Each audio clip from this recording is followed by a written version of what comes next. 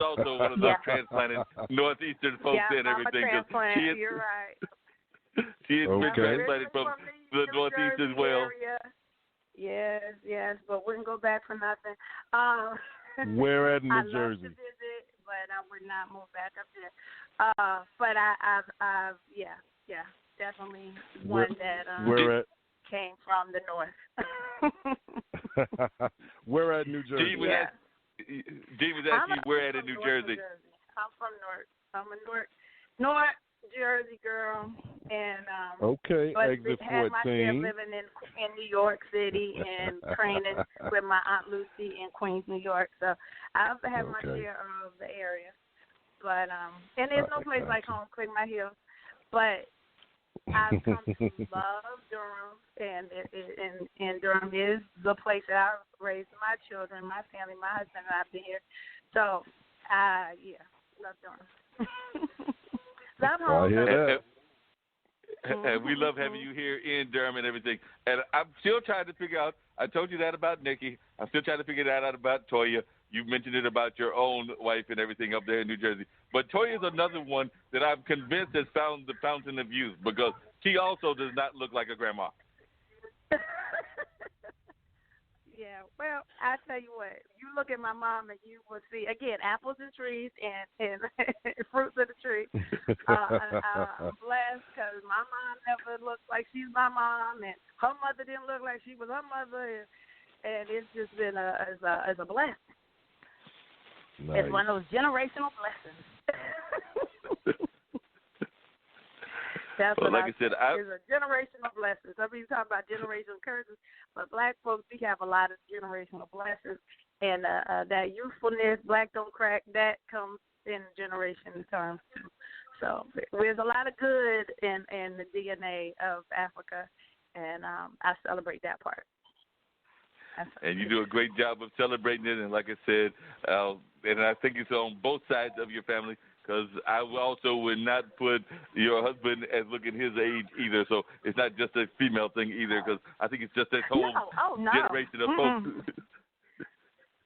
Yeah, no.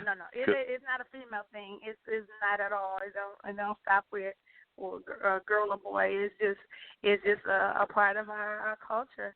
And living in love, in harmony, loving what you do helps when you're stressed out and not doing what you love. Those wrinkles get permanent quick. I'm thankful that I've had Baba Chuck to be a part of his company so that I could start off doing what I believe God put me here on the planet to do for so many years, and that's helped a great deal. Less stress when you do what you love. Yeah, there's no doubt about that, and you've definitely been one of the premier people, both, like you said, in the dance world, and still are, because you're involved in a number of things, and, we're about to have Tab retire at some point. I'm thinking that you're probably going to go for another 15 or 20 years in your career, because I don't ever see you retiring. I'm thinking you're going to, do this as long as you can. I don't see me either. I have two wonderful, I have many people that I adore and look up to, but I say, again, my most recent project with Bradley and Baba Khalid, I set out to honor two very significant people in my life outside of my own family, and that is Mama Dunham, Catherine Dunham, and Baba Chuck Davis. And just the example of their lives, Baba Chuck did not retire. He danced and lived his life doing his art until he could not do life. Mama Dunham, the same. Josephine Baker, the same. She performed a phenomenal show, went home, went to bed, and that was it. So when your art is your life and your life is your art, retirement, I don't see it. You know what I'm saying? So I'm not looking forward to that, but many different projects, different ways to facilitate the art in my life, that will probably happen. It'll be less me jumping around and more me encouraging others to do it. But, yeah, I don't believe I'll ever retire. I agree. I don't think you'll ever retire as well. do you have any? I mentioned to Bradley, and he didn't have anything immediately on the plate. But do you have any projects that you have on tap for 2020? We're about to start a new decade, so I don't know if you have anything that you've got on tap that you want to let the listeners know about, or that you want to share. Oh, yeah, I got a lot of projects coming up. Well, one, like I said, on January 1st, I'll be at Kwanzaa, and we're honoring our dearly, most recent departed brother Hashim, along with some other of our AADE family that has passed. So that's January 1st. But I will also be at Hayti. My kids at Art Harris will be premiering in women's work that is facilitated and presented by Andrea Woods. That project she's enlisted us to participate in, and that, I believe, will be held at Hayti in March. We have the different things that we have going on. EOE, I'm a part of that, and that's by Durham Public Schools. So, yes, we do things for the arts and education. I'm lead dance teacher for Durham Public Schools currently, and I do my best to keep arts alive for children and from elementary through 12th grade. So we have EOE coming up in February, and that's at DPAC, but that is actually a fundraising event for scholarships so that our high school students can get some funding to help them with their college education. So those you can find out more about that on DPAC website, and you can also go to Durham Public Schools website. That happens February 21st. So while we're in the spirit of Kwanzaa and the spirit of the holidays, really pave way for these young people. When you buy your ticket for this event, you're not just buying the ticket to sit down and watch a great show, but you're buying a ticket that's making an investment to a life of a child pursuing a college degree. And that is a gift that keeps giving. And so I encourage people to look out for that and support those who are making that effort, and support these kids who are trying to make their way in life. Definitely, and I know one of the things I had asked Bradley, did not get a chance to ask Nikki, is I'm good friends with Monica and some of the other people, Monet, that have been pushing for that funding for some of our artists that are not tied into institutions like schools and major organizations. And I was just wondering if you've been following that presentations in front of the City Hall, and what are some of your thoughts on this effort to try to get some more funding for some of our more grassroots artists? Well, I've not been aware of it, but until you made it brought it to my attention, listening to your show this evening, so I will become more aware and be very active in that, because I started off as an artist, a teaching artist, like, again, working with Baba Chuck.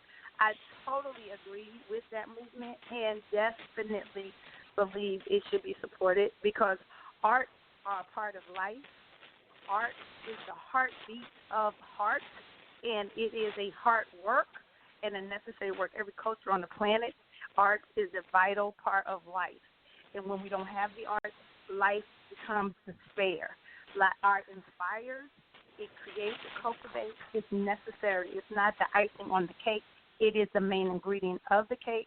And we, as taxpayers, should do anything and everything to make sure arts are kept alive, and artists, who are the pulse of the arts, are nurtured so they can keep our art present and focus of our life change. So I will become very much a part of it. I'm going to learn more about how I can participate in the movement, because I absolutely 100% believe in that and would like to support that. Definitely, and you're right. Unfortunately, the arts, and we've talked about it on the show with some of the artists, including people like Pierce Phelan and some other artists that we've had on the show, but too often people do not understand that they always talk about the need for critical thinking and things of that nature, and I am of the strong belief that if you don't have a grounding in the arts, it's hard to have a grounding in critical thinking, because the arts actually help you with critical thinking, because I don't know an artist that doesn't do some critical thinking. Hey, what are you saying? Like, if you look up Common Core, North Carolina Common Core standards, all right, I'm a teacher, right? North Carolina Common Core curriculum, in dance, critical thinking is a major component. And 21st century thinking, the 21st century, Bloom's taxonomy is all about critical thinking. So how can you have it? how can you talk about it on one side of your neck? Here I go be in Jersey now. You're talking from one side of your neck. You gotta, don't talk out both sides of your neck. You better listen from both sides of your head to what you're saying and implement what works. The arts has critical thinking, community building, innovation, entrepreneurship. All of these things that we push and expect our 21st century citizens to excel in. Arts already embeds that. So how could you have that and want that and not have the arts? Why STEAM is not more promoted than STEM, I don't get. But like I said, my birth parents are L. Jewis Carroll and Arthur James Lewis. My dance parents is Barbara Chuck Davis and Catherine Dunham. All of my parents agree that art and activism work hand in hand. I was a baby with my mom on her hip at a civil rights movement with my father, and so dressed to the nines, okay? I was in elementary school or middle school on the bus to D.C. I learned the Stevie Wonder birthday song, Marching on Washington, with my mom and my brother to help make Martin Luther King's birthday a national holiday. You can't be an artist and not be politically aware and not be responsible. It comes hand in hand. Art, life, politics, it's all one thing to me. And so we should be out there. And seeing Pierce Freelong running for Senate is even a manifestation of what I'm saying. Artists for life will involve itself with all parts of life. So we have to get on there and get in it. Because the politicians, they don't know. They're doing this and talking sound bites, and they're talking, but then, like I said, both sides of the neck, they're not listening on both sides of their head. They're not listening to what they're talking about, and it just shows they don't know much about the arts. It's not for the affluent. Art is the fluid of life. No doubt about that, and it's very much true. Everything you said is very true. The arts is just a vital part of life and activism. As you were saying that thing about being there doing that kind of civil rights stuff as a youngster, I was actually thinking about something that I've reflected on this show because I can relate to that. Both of my parents were involved in civil rights when I was young, and my brother was literally, as Mom liked to say, on October 25th, I believe, is when they dedicated the Malcolm X school here in Durham.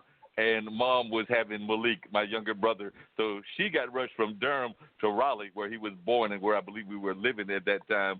So she actually missed the dedication because she was having my younger brother. So 7 years after I was born, Malik was born literally the day after the Malcolm X school had been dedicated, because I believe that dedication was on October 25th, and Malik's birthday is October 26th. So sometimes if you hear people talking about there was a woman pregnant at the dedication, that was my mother, Valeria Lee, having Malik at that time, getting rushed off to, and then they had the center for a few years. It went to Greensboro eventually, and then eventually closed. Did not have a long life, but as you know, my mom has had a long career, as has my dad, in the various things that they've been involved in, whether it's civil rights, whether it's her work in philanthropy and nonprofit work, or whether it's his work in the arts himself.